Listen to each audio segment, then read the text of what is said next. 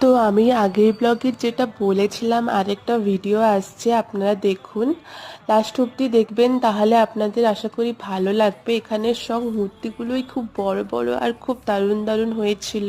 আমার গলার অবস্থা খুব খারাপ, তাই হয়তো আপনাদের বুঝতে একটু অসুবিধে হবে, তাই অনেক দিন পরে আমি দিচ্ছি ভিডিওটা। আর এটা হচ্ছে ঠাকুর বিসর্জনের সময়কার ভিডিও।